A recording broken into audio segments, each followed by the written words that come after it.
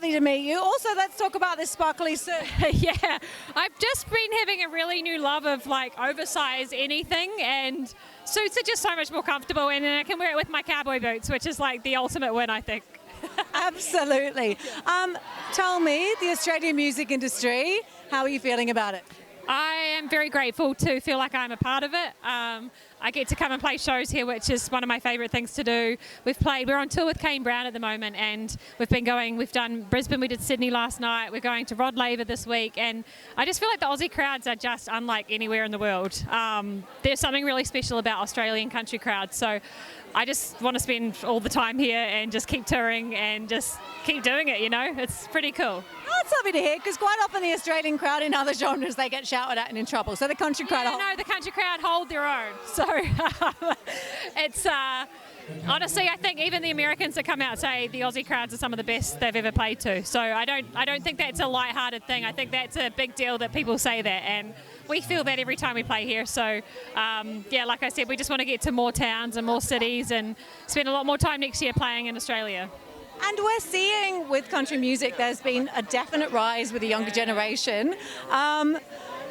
What do you attribute to that, being country music? I've always said like you can't like something you don't hear, and we weren't hearing a lot of it. You know, it wasn't on commercial radio, and now it is, and it feels like there's just been like this flick of a switch, and now people have like grown accustomed to the sound of it and realised there's a lot of pop and a lot of rock influence. I think people are like, oh, I actually do like that, and I didn't know I liked that because I've never really heard it. And so it's all that whole thing, and artists like Morgan Wallen and Post Malone and all these awesome collabs that are happening are really like just opening the whole genre wide open, and I think that stuff's really important for all of us as like local artists as well, to just be kicking down doors, and doing it as a genre is really important, and it's just cool to be like living, seeing like real-time change happening.